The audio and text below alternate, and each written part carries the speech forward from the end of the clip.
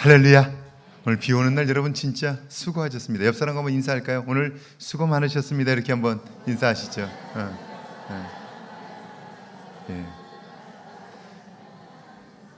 네. 영혼을 좀 담아서 하세요. 영혼을 좀 담아서. 영혼 없이 그냥 인사만 하지 말고 손을 좀 잡으면서 정말 비 오는 날 애썼다고 좀 영혼을 담아서 해야 마음에 감동이 되지. 네. 영혼을 좀 담아서. 그래서 이렇게 말하잖아요. 아내가 정성을 담으면 밥이고 정성이 없으면 어떻게 알아요? 정성이 없으면 사료야. 사료. 그러니까 정성을 담으면 밥이지만, 생명을 살리는 밥이지만 정성이 없으면 결국 사료가 되는 거예요. 똑같은 거지만. 네. 오늘 하루 수고 많으셨습니다. 네. 예. 수고 많으셨습니다. 예. 제가 지난번 새벽 기도회 때 아이들이 나왔다가 라면을 먹는데 제가 한참을 쳐다봤어요. 표정이 얼마나 아이들이 금방금방 바뀌는지, 그리고 표정이 얼마나 재밌는지 아이들을 한참을 쳐다봤어요. 왜냐하면 표정이 너무 재밌는 거예요. 근데 제가 라면을 드시고 있는 어른들을 봤더니 어른들은 표정이 없어요. 표정이 전혀 없어요. 웃을 줄도 모르고 그냥 드시기만 해. 드시기만 그냥. 그래서 예수님의 말씀이 틀림없어요. 어린아이와 같지 않으면 천국을 볼 수 없다. 천국에 들어갈 수 없다. 그 무슨 말이냐면, 여러분 살아가면서 우리의 삶이 어린아이와 같아야 작은 것에도 감사하고 기뻐하고 그러는데요, 어른들은 어른이 되면요 웬만한 일에 웃지 않아. 웬만한 일에 울지도 않아. 껐떡하지 않아. 그러니까 하나님의 감동을 부어주셔도 대충 그러려니 하고 지나가. 어린아이 같은 모습이 여러분에게 있기를 주의 이름으로 축원합니다. 자, 오늘 제가 하고 싶은 얘기는 이런 겁니다. 믿음은 계속해서 성장해야 돼요. 왜냐하면 성장하지 않으면 그러면 침체할 수밖에 없고, 성장하면 하나님이 함께 하시는 것을 경험할 수 있기 때문이에요. 제가 지난 주간에 여러분에게 약속을 하나 했는데, 마틴 허킨스라고 하는 사람의 이야기를 제가 들려드렸어요. 기억 못하시지 물론. 예, 괜찮아요. 제가 다시 얘기해 줄 거니까. 마틴 허킨스라고 하는 사람은 청년 시절에 꿈이 하나 있었어요. 그 꿈은 뭐냐면 오페라 가수였어요. 나는 오페라 가수가 되어서 내 인생을 노래 부르면서 살 것이다, 그렇게 생각한 거예요. 그런데 사는 게 그런가요? 나는 그런 꿈을 가졌지만 그 꿈을 이룰 수 있는 현실이 되질 않는 거예요. 그래서 그는요 35년 동안 빵을 만드는 일에 그의 인생을 다 써버려요. 35년 동안 빵을 만들었어요. 그러던 어느 날 문득 청년 시절에 꾸었던 꿈이 생각이 납니다. 그래서요 그는 35년 동안 빵을 굽던 그 베이커리에서 나옵니다.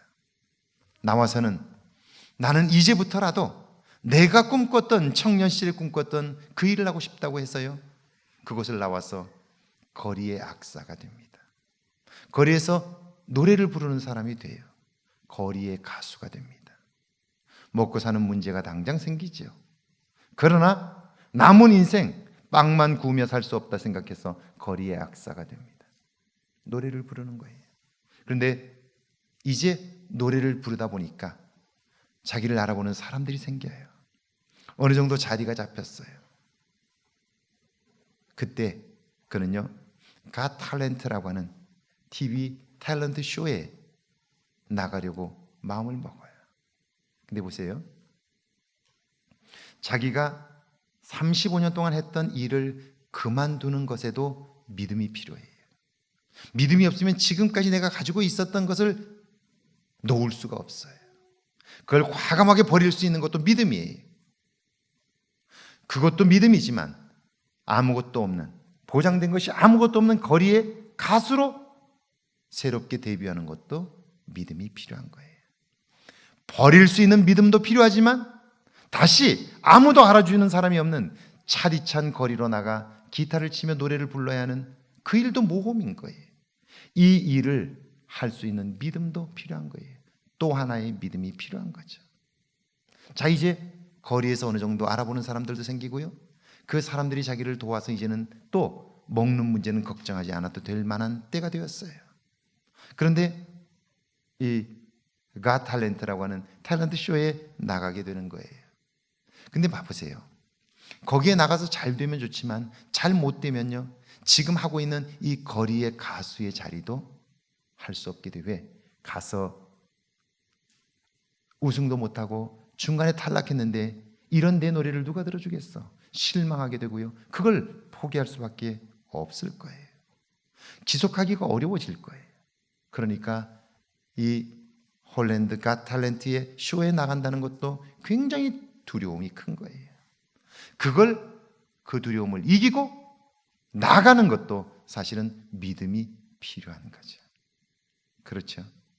여러분, 제가 최경주 선수를 가까이에서 봤는데 최경주 선수가 같이 이야기를 하다가 이런 얘기를 하더라고요. 제 인생에 가장 어려운 것이 무엇인 줄 아십니까? 그래요. 뭐가 어려웠냐고 그랬더니 사실은 우승하는 게 어려운 게 아니고요, 내가 어느 정도 이루는 그 기득권을 포기하는 것이 가장 어려웠다는 거예요. 보세요. 한국의 저 완도라는 곳에서 골프하고는 상관도 없는 그 동네에서 어쩌다 골프를 하게 되었고요. 그러다가 정말 자기는 다른 길이 없기 때문에 연습만 해가지고 한국의 프로 무대에 데뷔를 했어요. 이제 한국에서 프로로서 우승을 몇 차례 하게 되면서 탄탄한 자리를 잡았어요. 그런데 그때 내가 여기서 이렇게 머물면 여기서 끝나지, 나 이제 다시 저 일본으로 가서 프로 무대에서 뛰어야지 라는 생각이 든 거예요. 근데 보세요, 일본 무대는 또 다른 도전이에요. 처음 바닥부터 다시 시작해야 돼요. 그러니까 지금 여기 있으면 밥 먹고 사는 일은 걱정이 없어요. 한국 무대에서는 우승하면서 떵떵거리며 살 수 있어요.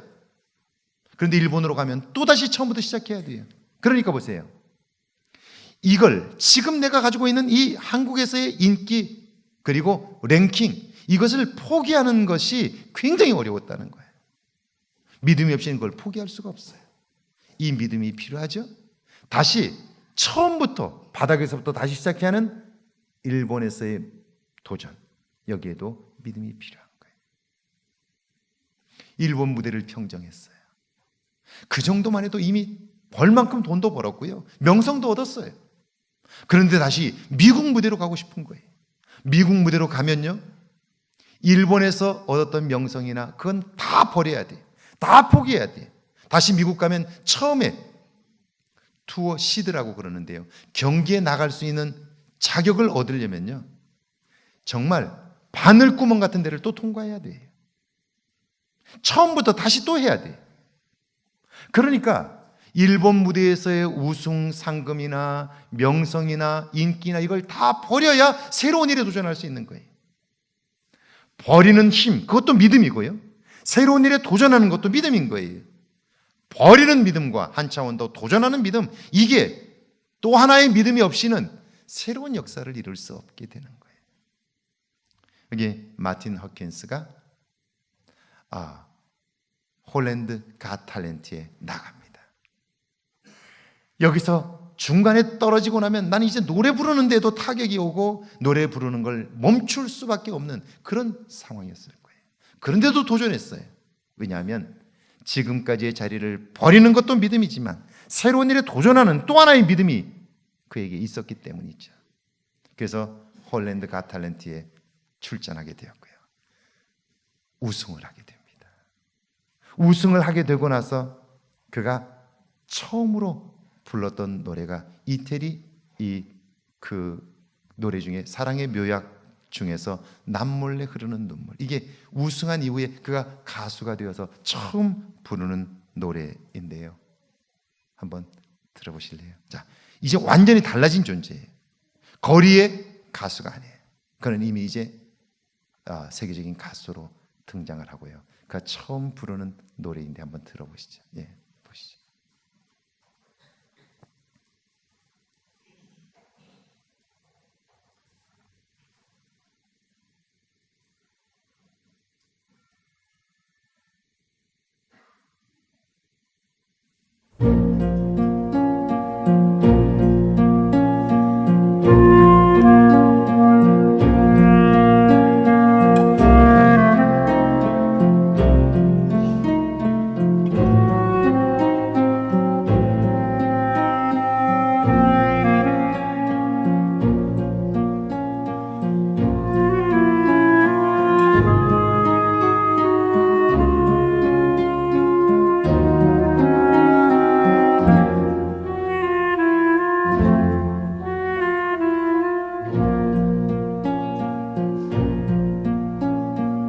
Una furtiva lacrima negli occhi suoi spuntò. Quelle festose giovani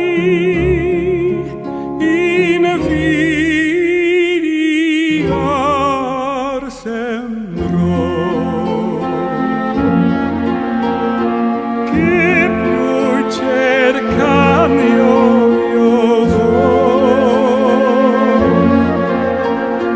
che più cercando io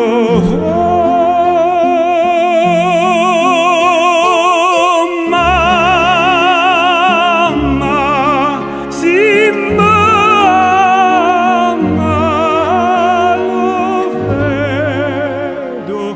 lo vedo.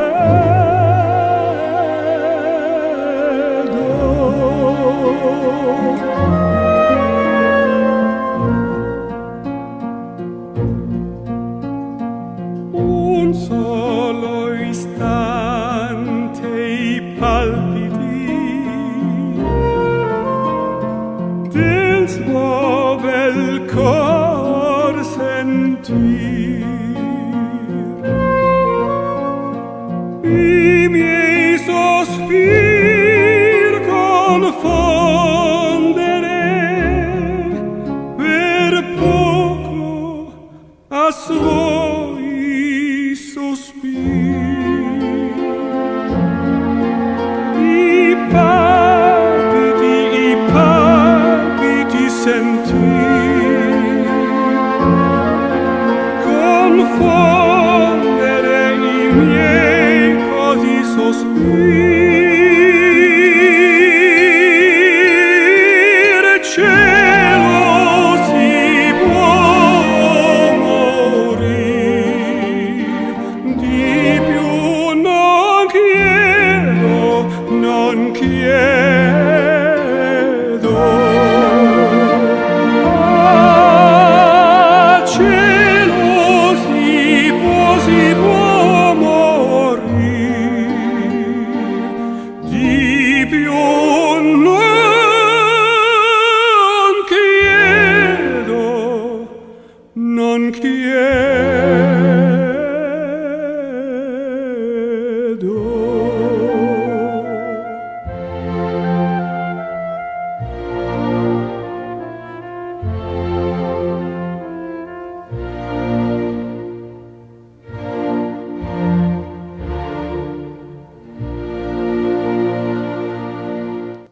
만약 믿음이 없었다면 이 마틴 허킨스는 빵 제과점 안에서 자기 인생이 끝났을 거예요. 그런데 그걸 버릴 수 있는 믿음이 있었고 새로운 일에 도전할 수 있는 믿음이 있었기에 그는 거리로 자기의 꿈을 위해서 나아갈 수 있게 되었고요. 그리고 거기서 멈추지 않고 이제 그곳에서 잡힌 자리를 버리고 새로운 일에 도전하는 거예요. 그걸 버릴 수 있는 믿음, 도전하는 믿음, 또 하나의 믿음이 있었던 거죠.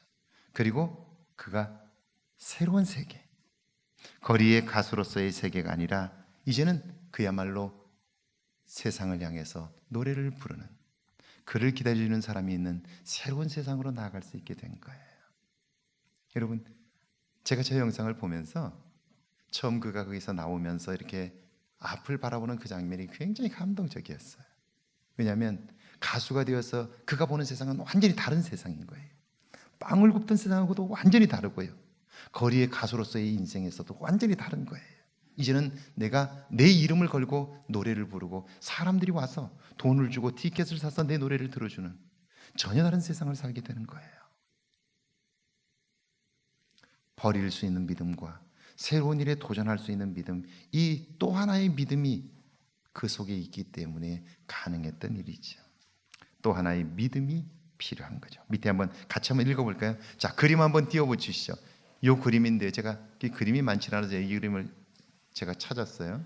자, 여기 밑에 한번 읽으면서 저 그림을 보시죠. 띄워놓고요. 밑에 한번 읽습니다. 같이 시작.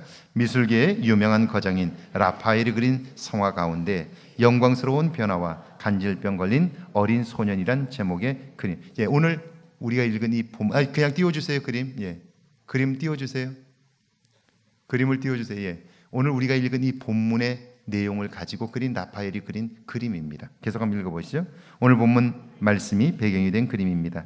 이 그림의 위쪽에는 모세, 엘리야와 함께 계신 예수님의 모습이 하나님의 영광으로 변화되고 있습니다. 그리고 그 장면을 베드로, 야고보, 요한 세 제자가 보고 있습니다. 자, 저 위쪽 있죠? 땅 위쪽에 있는 저 그림이 지금 예수님과 모세와 여기 있는 엘리야가 변화되는 장면, 그리고 그 밑에 세 사람이 지금 엎드려서 놀라며 보고 있습니다.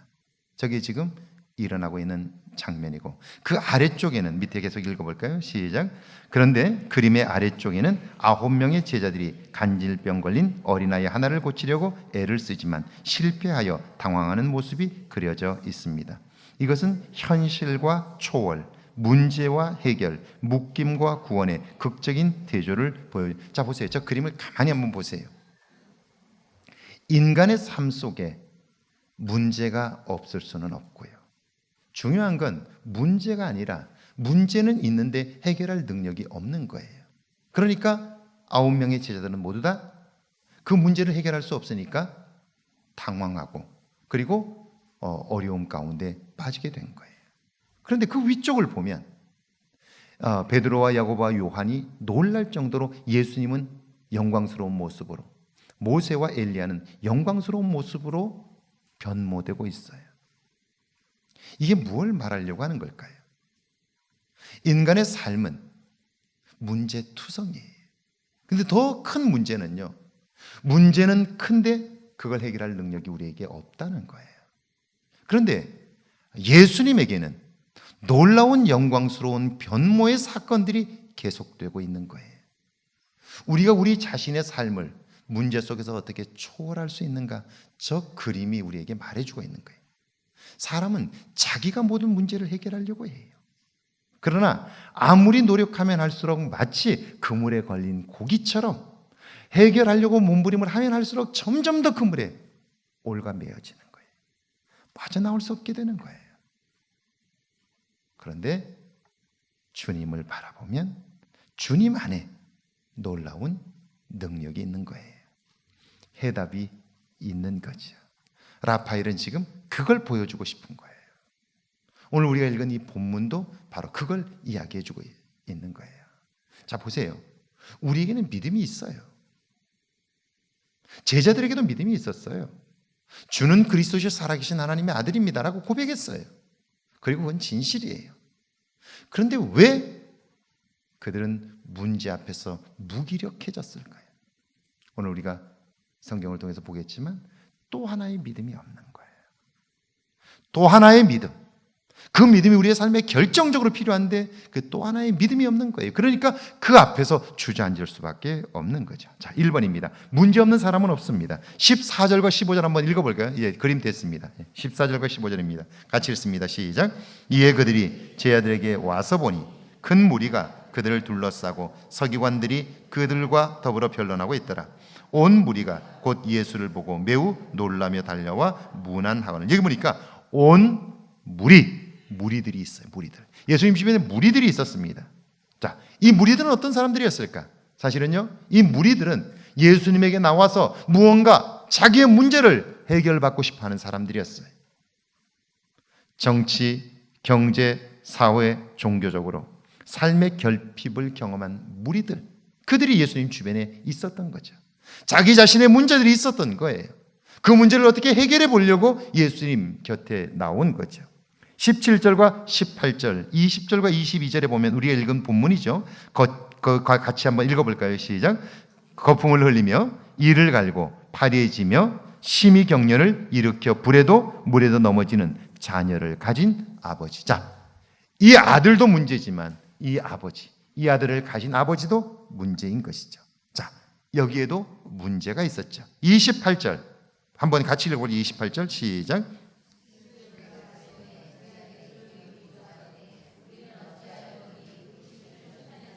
(18절에다) 보니까 내가 제자들에게 내쫓아달라 하였으나 그들이 능히 하지 못하더이다. 문제는 있지만 해결할 능력이 없는 거예요. 제자들에게 문제가 있었던 거죠. 25절과 27절에 보면요, 무리들이 몰려왔으나 그들 문제 전부를 예수님은 해결하지 못해요. 그 아이를 고쳐주지만 거기에는 문제투성인 사람들이 얼마든지 많아요. 그런데 그들을 다 하나같이 다 깨끗하게 해결해 주지 않아요. 그럴 수 없어요. 왜냐하면 예수님도 육신을 입고 이 땅에 오셨기 때문에. 그러니까 이 사건 속에 있는 모든 사람들 하나도 예외 없이 모두가 다 문제를 가지고 있었다는 거예요. 제가 당이 왔어요. 당이 와가지고 문제가 생겨서 약을 먹어야 할 판이 되었어요. 그래서 부산에도 복귀하는 제 친구에게 전화를 하다가 나 당 때문에 약 먹어 그랬더니 그 친구가 딱 그 얘기를 듣자마자 당클럽에 오신 것을 확인합니다. 환영합니다 그래. 그래서 하는 말이 이제 장 목사 어른 됐네 그래. 어른 됐네. 왜? 그랬더니 당은 어른들만 앓는 거야. 그러면서 당클럽에 오신 걸 환영한다고. 그러고 보니까 그 친구는 당 때문에 몇 년 동안 벌써 고생을 많이 하고 있어요. 약을 먹고 있고. 그러니까 제가 당이 왔다 그러니까 너무 좋아하는 거야. 당클럽에 오신 것을 환영한다고 그러면서 박수 치는데, 여러분 옆 사람 얼굴 한번 보시겠어요? 그리고 고기만 그냥 끄덕거려요. 이렇게. 자, 문제가 없는 사람은 없는 거예요. 모두가 다 문제가 있는 거예요. 이걸 우리가 인정하면서부터 신앙은 시작되는 거예요. 어떤 문제든지 문제가 없는 사람은 없어요. 자, 그런데요, 문제에 반응하는 사람들의 모습은 두 가지예요. 2번이죠. 문제에 대하여 반응한 두 가지 모습이 있습니다. 15절 한번 같이 읽어보겠습니다. 15절 함께 읽습니다. 시작. 온 무리가 곧 예수를 보고 매우 놀라며 달려와 문안하거늘. 15절에 문제는 있지만 가슴에 담고만 사는 사람. 여기 있는 이 무리들은요, 예수님 앞에 나왔지만 자기의 문제가 무엇인가를 전혀 얘기하지 않아요. 오늘날도 교회 안에 보면요, 교회는 나오지만 자기 이야기를 전혀 하지 않는 사람들이 있어요. 기도할 때도 그래요. 자기 이야기를 할 수가 없는 사람들이 많아요. 문제가 없어서가 아니라 문제는 있는데 기도하지 않아요. 자기 문제를 내어놓지 않아요. 토로하지 않아요. 이런 사람들이 있어요. 17절 한번 같이 읽어볼게요. 17절 시작. 무리 중에 하나가 대답하되 선생님, 말 못하게 귀신 들린 내 아들을 선생님께 데려왔나이다. 예수님께 나와서 문제를 토로하는 아버지가 있어요. 문제를 이야기하지 않는, 감추는 사람이 있는가 하면 자기 문제를 내어놓는 사람이 있다는 거예요. 자, 이게 뭐지요? 이 차이가 뭘까요? 믿음의 차이인 것이죠. 결국 믿음이 그로 하여금 행동을 결정하게 되는 거예요. 믿음에 따라 행동하는 것이 달라요. 15절에 보면 매우 놀라며 달려와 인사를 해요. 이때요, 여러분, 놀란다는 말을 제가 일부러 영어로 써놨어요. 제가 실력을 자랑하려고 쓴 게 아니고 이 표현들이 중요해서 써놓은 거예요. 이 영어 표현은, 이 말의 뜻은 무슨 말이냐면요, 예수님 앞에 선 이 무리들이 예수님의 권위에 압도당했다, 그런 말이에요. 그러니까 예수님 앞에 나와 보니까 예수님은 단순한 그냥 사람이 아닌 거예요. 그분 앞에 서 보니까 그분의 몸에서 풍기는 권위가 나를 압도하는 거예요. 압도하는 거. 그러니까 직감적으로 그분이 누구인가를 아는 거예요. 그분이 누구인가를 아는 거예요. 그러면 직감적으로 그분이 누구인가를 안다면, 그렇다면 그분에게 자신의 문제를 내어놓아야 되잖아요. 그런데 결코 이야기하지 않아요. 제가 지금까지 목회를 하면서 보니까요, 심각한 문제들이 있는데도 불구하고 교회는 나오는데 자기 이야기를 내어놓질 않아요. 기도하도록 지하실에 정말 24시간 그 제습기를 틀어놓고요, 쾌적한 환경 속에서 기도할 수 있도록 히터만 넣으면 금방 따뜻해져요. 그런데 기도하지 않아요. 문제가 없어서 그럴까요? 아니에요. 문제는 있는데 기도하지는 않아요. 왜 그럴까? 여기 무리들은 예수님 앞에 나왔어요. 사실은 결핍이 없다면, 부족함이 없다면, 문제가 없다면 예수님 앞에 나올 일이 없어요. 할 일이 얼마나 많은데. 그런데 예수님 앞에 나온 이유는 뭐예요? 여러분 보세요. 민주주의가 정착되고 민주화가 되어가면요, 선거에 참여하는 프로테이지가 점점 낮아져요. 그런데 독재가 성행하는 살기 어려운 나라일수록 여러분 규탄 대회를 하거나 시위를 하면 100만, 200만, 300만이 모이는 거예요. 먹고 살만 하면요, 안 모여요. 지금 예수님 주변에 사람들이, 무리들이 모여들었다는 것은 삶이 그만큼 힘든 거예요. 문제가 많은 거예요. 그런데도 불구하고 그들은 이야기하지 않아요. 예수님이 누군가를 직감적으로 알았어요. 왜? 그분이 몸으로 품어내는 그 권위가 나를 압도하는 거예요. 내 존재를 압도하는 거예요. 여기 매우 놀라며라는 말이 바로 그런 말이에요. 그런데도 입을 열지 않아요. 달려와 인사는 해요. 그러나 자신의 문제를 내어놓지 않아요.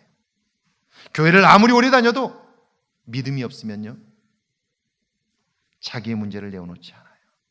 가슴을 찢지 않아요. 그러니까 삶의 변화는 없는 거예요. 그러면서 뭐라고 생각하냐면 하나님이 어디 계셔? 그렇게 생각하는 거예요.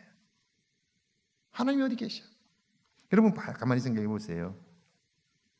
하나님이 우리를 창조하시고 나서 우리를 사랑하셔서 행하신 일 중에 가장 귀한 일이 우리에게 자유의지를 주신 거예요. 우리가 선택하게 하신 거예요. 이게 왜 중요하냐면 사람은 자기가 선택한 일은 책임지려고 해요. 그런데 강요해서 한 건요, 반드시 책임 회피를 하려고 해요. 제가 그래서 우리 교회 처음 와서 여신도 회장을 뽑을 때 제가 와보니까, 지금은 안 그래요. 근데 처음에 제가 왔을 때 보니까 회장 선거를 하는데 꼭 자기가 싫으면 내가 안 하면 되고요, 그리고 하고 싶으면 내가 한다고 그러면 되는데 꼭 그래요. 김 권사가 해, 김 권사가. 김 집사가 해, 김 집사가. 자기는 안 하면서 남 보고 하라고 자꾸 그래. 남 보고 하라고. 그냥 싫다 그러니까, 그럼 당신이 하라 그러면 난 싫어. 자기 싫은데 왜 남을 시켜? 제가 그러지 말라고 그랬어요. 회장 없으면 없이 그냥 가자고. 왜냐하면 여러분 봐요, 그 일을 하다 보면 반드시 힘들 때가 있어요. 그럼 그때 뭐라고 말하냐면, 내가 하고 싶다 그랬어? 지들이 시켜놓고 나서 나한테 그런다고. 그렇게 얘기를 해요. 책임을 다른 사람에게 전가해요. 하나님이 우리에게 자유의지를 주셨어요. 자유의지란 마치 뭐와 같으냐면 이 그릇과 같아요. 그릇. 내가 하나님의 도움을 구하고 하나님 나를 도와주세요 라고 하면 하나님은 내게 은혜를 부어주셔요. 근데 내가 도움을 요청하지 않는다는 것은 하나님의 은혜가 필요 없다는 말이에요. 거꾸로 뒤집어 놓는 거예요. 여기에 아무리 폭포수 같은 소나기가 쏟아져도요, 단 한 방울도 담을 수가 없어요. 자유의지는 우리로 하여금 하나님과 밀접하게 하나 되게 하는 것이지만, 그러나 하나님에게서 멀어진 사람은요, 더 이상 하나님을 향하여 돌아설 수 없게 되는 거예요. 왜냐하면 자유의지가 병들기 때문에 그런 거예요. 병들기 때문에. 자, 이거 보세요. 매우 놀랐음에도 불구하고 달려와 인사함에도 불구하고 자신의 문제는 내어놓지 않아요. 문제가 없어서가 아니라 믿음이 없기 때문이죠. 자, 17절 한번 보세요. 그런데 자신의 문제를 내어놓는 사람조차 그 믿음이, 나올 수 있는 믿음, 고백할 수 있는 믿음은 있었으나 또 하나의 믿음이 없는 거예요. 여기 17절 한번 읽어볼까요? 17절 한번 같이 읽습니다. 시작.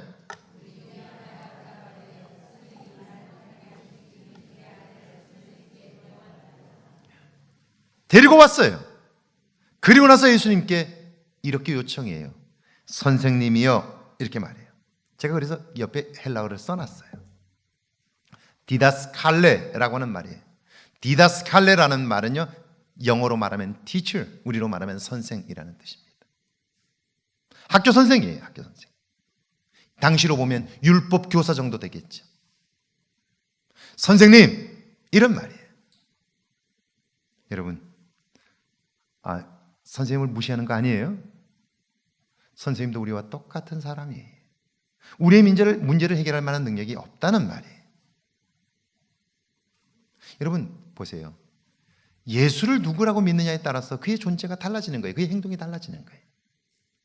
그래서 베드로의 고백이 위대한 건 뭐냐면, 베드로는 예수님을 디다스칼레라고 고백한 게 아니고 퀴리오스, 나의 생명의 주인이라고 고백한 거예요. 그래서 예수님께서 그의 고백을 칭찬하신 거예요. 예수님은 내 생명의 주인이십니다 라고 고백한 거예요. 그리고 내 생명이 곤고할 때, 힘들 때, 문제를 만날 때 나를 그곳으로부터 건져낼 수 있는 크리스토스입니다 라고 고백한 거예요.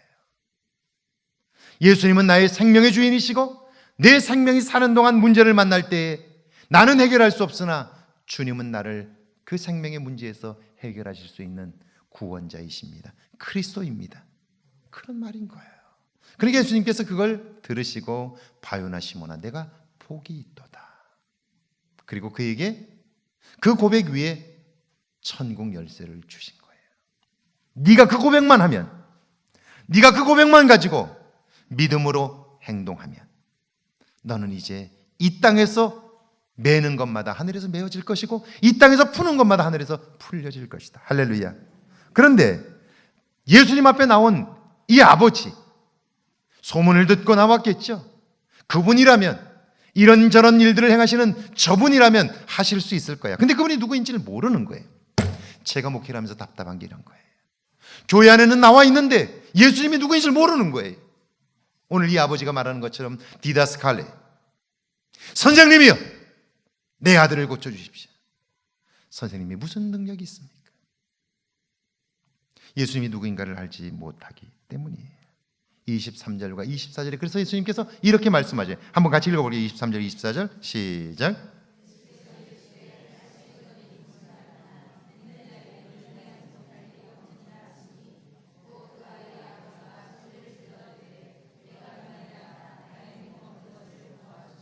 자, 보세요. 믿음이 없으면 나올 수도 없지요. 나와서도 자기의 문제를 내어놓을 수도 없는 거예요. 내어놓을 수 없으니까 그의 삶의 변화는 전혀 없는 거예요. 그런데 이 아버지는 예수님이 고칠 수 있다고 생각해서 나왔는데, 그런데 확신은 없는 거예요. 왜? 그분이 누구인가를 정확히 모르기 때문에. 그러니까 할 수 있거든 내 아들을 고쳐주십시오 라고 말한 거예요. 예수님께서 말씀합니다. 할 수 있거든이 무슨 말이냐? 믿는 자에게는 능치 못함이 없느니라. 보세요. 지금 여기까지 나와서 자기의 문제를 고백하는 것도 믿음이었어요. 그런데 그에게는 또 하나의 믿음이 필요해요. 뭐예요? 예수를 주로 그리스도로 믿는 믿음이 필요한 거예요. 그리스도는 나의 삶의 모든 문제를 넉넉히 해결할 수 있는 분이죠. 그래서 우리는 그분을 구원자라고 부르는 거죠. 보세요. 그분을 내가 구원자로 믿는다면 내 삶의 고백을 할 뿐 아니라 주님이시라면 능히 이 문제를 해결할 수 있습니다. 주님께 맡깁니다 라고 하는 순간 염려는 내게서 떠나는 거죠. 근심은 내게서 사라지는 것이죠. 할렐루야. 할렐루야. 그런 거예요. 최경훈 선수가 한 간증이에요. 저도 들었어요. 정말 중요한 경기가 있었어요. 정말 중요한 경기. 이 경기는 반드시 해야 돼요. 왜냐하면 이 시드라는 게 있어요. 시드라는 게 뭐냐면 1년에 상금을 얼마 정도를 받아야 되고, 그리고 우승을 못하더라도 순위권, 10위권 안에 1년의 경기 중에 몇 번 나가서 몇 번 들어야 내년도 전 경기에 초대를 받아서 경기를 할 수 있어요. 그래서 그 랭킹이 떨어지면 다시 Q스쿨이라고 그러는데요, 다시 가서 처음부터 시작해야 돼요. 근데 그 Q스쿨은 너무너무 어려워요. 바늘구멍에 들어가는 것만큼이나 어려워요. 다시 간다는 건 너무 고통스러워요. 그러니까 이번 경기에서 좋은 성적을 내야 내년도 훌 시드를 받을 수가 있어요. 그러니까요, 간절하면 간절할수록 더 잘할 것 같은데 못해요. 왜? 우리가 심리적으로 압박을 받으면 잘 못하게 돼 있어요. 그러니까 이번 경기 잘해야 되는데 하는데 심리적인 부담감이 너무 크니까, 그러니까 잠이 잘 안 오는 거예요. 근데 그날 연습 경기를 마치고 이제 내일부터 시합을 하는데요. 그런데 부인이, 마지막 날이군요. 마지막 경기를 하는데 부인이 이렇게 얘기해줘요. 여보, 오늘은 잠을 좀 푹 자는데 내일은 딴 생각하지 말고 요한복음 15장에 있는 말씀을 한번 암송해봐, 그러는 거예요. 그러면서 요한복음 15장에 있는 말씀을 딱 준 거야. 요한복음 15장 5절에 있는 말씀을 주고 5절에서 7절까지 말씀을 주면서 요거 암송하고 자라고, 그리고 내일 경기할 때 요것만 암송하고 있으라고, 그런 거예요. 근데 이분이 운동만 해가지고 암기하는 게 별로 약해. 그래가지고 전에 같으면 무슨 쓸데없는 소리 그랬을 텐데, 그 얘기를 들으니까 심리적으로 많이 위축되어 있고, 그러니까 성경 말씀 적어준 걸 그걸 가지고 밤늦게까지 암송을 한 거예요. 그래서 이제 다 암송했다 그래가지고 잠이 들었어. 아침에 경기에 나가서 연습을 할 때까지도 잘했는데 그 중요한 마지막 파이널 경기에서 시작을 했는데 티박스에 딱 올라갔는데 나는 포도나무요부터 시작했는데 하여튼 잊어버린 거야. 그래서 나 분명히 다 외웠는데 이게 뭘까? 그러면서 경기는 하고 그것만 생각하고 친 거야. 그것만 제가. 이게 뭘까? 그 다음에 뭐였지? 고민하면서 쳤는데 원래 18홀까지 경기를 해요. 근데 계속 그게 생각이 안 나가지고 치다 보니까 그것만 생각하고 그냥 친 거예요. 그리고 17번째 홀에 가서 생각이 딱 난 거야. 그래서 이제 생각이 났구나. 그리고 거기 경기를 하면 제일 잘한 사람들의 이름들이 거기 위에 쫙 이렇게 써 있어요. 그걸 다 들고 다녀. 이제 생각났다. 그래가지고 성경 구절을 딱 암송하고 나서 리더보드 상단을 딱 보니까 1등으로 자기가 있는 거예요. 그 순간 자기가 이렇게 생각했대요. 이렇게 해도 경기가 되는구나. 근데 그렇게 해도 되는 게 아니고 그렇게 해야 되는 거예요. 왜냐하면 압박감을 가지고 하면 할수록 실수를 계속해요. 힘에 들어가고요. 그런데 이게 성경 구절을 하면 잊어버려가지고 그거 생각하다 보니까 이미 실력은 몸에 다 붙어 있어. 배어 있어요. 생각하지 않고 쳐도 몸이 이미 벌써 기술은 다 익히고 있어. 생각 없이 성경 구절을 암송하면서 치다 보니까 몸이 다 익혀져 있기 때문에 가장 자연스러운 상태로 경기를 하니까요. 그 경기에서 우승을 한 거예요. 그가 이렇게 말합니다. 하나님은 우리로 하여금 가장 필요한 일들을 행하신다. 할렐루야. 근데 보세요. 그건 역시 또 하나의 믿음이었기 때문에 가능한 거예요. 만약에 그걸 받고 나서 여보, 당신 정신 있어? 지금 내가 무슨 성경 암송대회 나가는 거야? 지금 내가 골프 대회를 나가고 있잖아. 그러면 내가 오늘 푹 자고 마음 편안히 나가도록 해줘야지 뭘 암송하라고 늦게까지? 내가 지금까지 공부해 본 적이 있어? 내가 이거 암송하면 내가 지금 제대로 할 수 있겠어? 쓸데없는 소리, 성질을 팍 냈더라면 어땠겠어요? 부담감만 커졌을 거예요. 그런데 최경주에게는 하나님이 도와주시면 내가 불가능한 일도 가능하다는 또 하나의 믿음이 있었기 때문에 그걸 받아들인 거예요. 할렐루야. 받아들인 거예요. 하나님이 계시지 않다는 게 아니에요. 하나님이 계신 걸 내가 믿어요. 그런데 우승은 내 실력으로 하는 것이 아니라 하나님이 도와주실 때 한다라고 또 하나 믿는 거예요. 그러니까 성경은 암송하라고 하는 아내의 이야기를 짜증내지 않고 받아들인 거죠. 자, 예수를 믿는 믿음과 더불어 또 하나의 믿음이 필요합니다. 28절 한번 읽어볼까요? 28절입니다. 시작.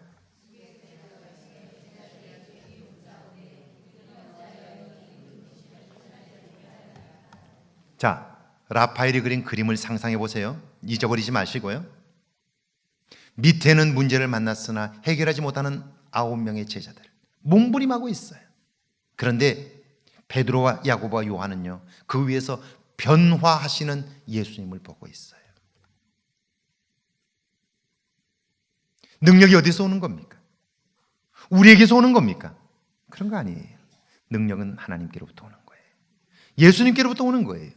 능력은 주어지는 것이지 우리가 개발하는 거 아니에요. 그러니까 기도란 우리의 능력을 내 안에서 개발하는 게 아니고요. 기도란 주님의 영이 내게 임하여 나로 하여금 깨닫게 하시고 갈 길을 알게 하시고 보게 하시고 부족하다면 능력을 부어서라도 그 일을 할 수 있게 하시는 거죠. 할렐루야. 그러니까 또 하나의 믿음이 없는 사람은 기도하지 않아요.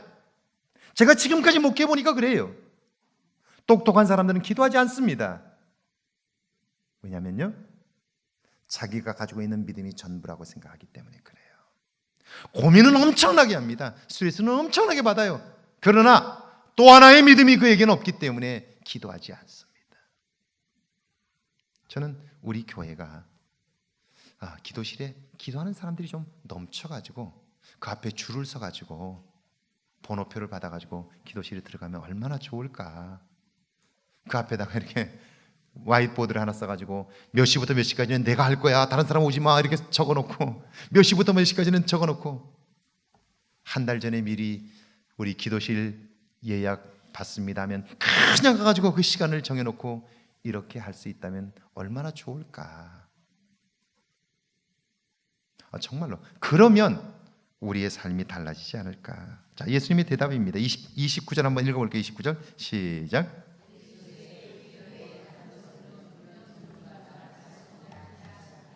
기도 외에 다른 것으로는 이런 종류가 나갈 수 없느니라. 자, 보세요. 제자들은 기도하면 낫는다는 믿음은 있었는지 모르지만, 그러나 내가 예수의 이름으로 기도하면 낫는다. 그러나 자기 자신이 하나님의 도움을 얻기 위하여 기도로 준비하지 않은 거지. 또 하나의 믿음이 필요했던 거죠. 내가 기도로 준비되는 일이 중요한데요, 내가 하면 된다고 생각한 거죠. 나도 모르는 사이에 내가 주인 되어 있는 거죠. 기도한다는 말은 내가 주인이 아니라 주님이 주인 되는 것이죠. 예수님께서 말씀합니다. 기도 외에는 이런 유가 나갈 수, 여기 나가다는 말이 정말 중요해요. 내게서 나가는 것이 아니라 내가 믿는 주님 퀴리오스로부터 나오는 거예요. 크리스토스로부터 나오는 거예요. 자, 같이 한번 밑에 읽어볼까요? 시작. 기도의 응답과 능력을 믿는 또 하나의 믿음이 필요한 것입니다. 저는 여러분에게요, 오늘 여러분이 살면서 문제라고 느끼는 것, 주님이 능히 해결할 수 있다고 믿는 믿음과 더불어 이제 기도를 통하여 하나님의 그 일을 이루신다는 믿음으로 여러분이 무릎 꿇게 될 때 이 한 해 여러분의 삶에는 새로운 길이 열릴 줄로 믿습니다. 아멘이시죠? 그럼요. 기도한다고 뭐가 달라지느냐 하는 얘기들을 제가 가끔 들어요. 그런데 기도하면 달라집니다. 먼저는 여러분이 달라집니다. 그리고 기도하는 여러분들이 달라질 뿐 아니라 하나님이 여러분을 통하여 새로운 인생을 살게 하십니다. 마틴 허킨스가 그가 버릴 수 있는 믿음도 있었지만 도전하는 믿음, 또 하나의 믿음이 있었기 때문에 오늘날 그는 지금 전 세계를 다니면서 노래를 부르고 있습니다. 많은 사람들을 행복하게 하고 있습니다. 저는 여러분이 남은 인생 속에 또 하나의 믿음 때문에 여러분의 인생에 새로운 역사가 있기를 주의 이름으로 축원합니다.